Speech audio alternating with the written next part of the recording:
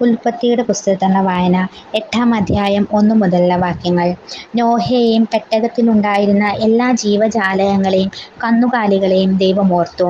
അവിടുന്ന് ഭൂമിയിൽ കാറ്റുവീശി, വെള്ളമിറങ്ങി, അഗാധതയിലെ ഉറവകൾ നിലച്ചു, ആകാശത്തിന്റെ ജാലകങ്ങൾ അടഞ്ഞു, മഴ നിലയ്ക്കുകയും ചെയ്തു. ജലം പിൻവാങ്ങിക്കൊണ്ടിരുന്നു.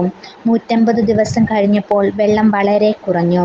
7-ാം മാസം 17-ാം ദിവസം പെട്ടകം ആറാറത്ത് പർവ്വതത്തിൽ ഉറച്ചു. 10 മാസത്തേക്ക് വെള്ളം കുറഞ്ഞുകൊണ്ടേയിരുന്നു. 10-ാം മാസം 1-ാം ദിവസം പർവ്വത ശിഖരങ്ങൾ കാണാറായി. 40 ദിവസം കഴിഞ്ഞപ്പോൾ നോഹ പെട്ടകത്തിൽ താനുണ്ടാക്കിയിരുന്ന കിളിവാതിൽ തുറന്ന് ഒരു മലങ്കാക്കയെ പുറത്തുവിട്ടു. വെള്ളം വറ്റുവോളം അത് അങ്ങുമിങ്ങും പറന്നു നടന്നു. ഭൂമിയിൽ നിന്ന് വെള്ളമിറങ്ങിയോ എന്നറിയുവാൻ അവൻ ഒരു പ്രാവിനെയും വിട്ടു. കാലുകുത്താൻ ഇടം കാണാതെ പ്രാവ് പെട്ടകത്തിലേക്കു തന്നെ തിരിച്ചു വന്നു. ഭൂമുഖത്തെല്ലാം അപ്പോഴും വെള്ളമുണ്ടായിരുന്നു. അവൻ കൈ നീട്ടി പ്രാവിനെ പിടിച്ച് പെട്ടകത്തിലാക്കി.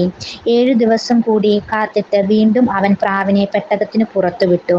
വൈകുന്നേരമായപ്പോൾ പ്രാവ് തിരിച്ചു വന്നു. കൊത്തിയെടുത്ത ഒരു ഒലിവില അതിന്റെ ചുണ്ടിലുണ്ടായിരുന്നു. വെള്ളമിറങ്ങി എന്ന് നോഹയ്ക്ക് മനസ്സിലായി. 7 നാൾ കൂടി കഴിഞ്ഞ് അവൻ വീണ്ടും പ്രാവിനെ പുറത്തുവിട്ടു. അതു പിന്നെ തിരിച്ചു വന്നില്ല. നോഹയുടെ ജീവിതത്തിൽ 601-ാം വർഷം 1-ാം മാസം 1-ാം ദിവസം ഭൂമുഖത്ത് വെള്ളം വറ്റിത്തീർന്നു. നോഹ പെട്ടകത്തിന്റെ മേൽക്കൂര പൊക്കി നോക്കി. ഭൂതലമെല്ലാം ഉണങ്ങിയിരുന്നു. 2-ാം മാസം 27-ാം ദിവസം ഭൂമി തീർത്തും ഉണങ്ങി. ദൈവം നോഹയോട് പറഞ്ഞു, ഭാര്യ, പുത്രന്മാർ, അവരുടെ ഭാര്യമാർ എന്നിവരോടുകൂടി പെട്ടകത്തിൽ നിന്ന് പുറത്ത് ഇറങ്ങുക. പെട്ടകത്തിനുള്ളിൽ പക്ഷികളെയും മൃഗങ്ങളെയും ഇഴജന്തുക്കളെയും എല്ലാം പുറത്തു കൊണ്ടുവരിക. സമൃദ്ധമായി പെരുകി അവ ഭൂമിയിൽ നിറയട്ടെ. ഭാര്യയെയും പുത്രന്മാരെയും അവരുടെ ഭാര്യമാരുമൊത്ത് നോഹ പെട്ടകത്തിൽ നിന്ന് പുറത്തു വന്നു.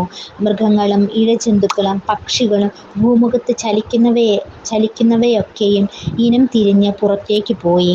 നോഹ കർത്താവിനൊരു ബലിപീഠം നിർമ്മിച്ചു. ശുദ്ധിയുള്ള എല്ലാ മൃഗങ്ങളിലും പക്ഷികളിലും നിന്ന് അവൻ അവിടുത്തേക്ക് ഒരു ദഹനബലി അർപ്പിച്ചു.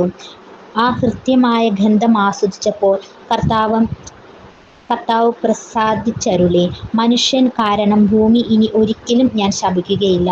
എന്തെന്നാൽ തുടക്കം മുതലേ അവന്റെ അന്തരംഗം തിന്മയിലേക്ക് ചാഞ്ഞിരിക്കുകയാണ്. ഇപ്പോൾ ചെയ്തതുപോലെ ജീവജാലങ്ങളെയെല്ലാം ഇനി ഒരിക്കലും ഞാൻ നശിപ്പിക്കുകയില്ല.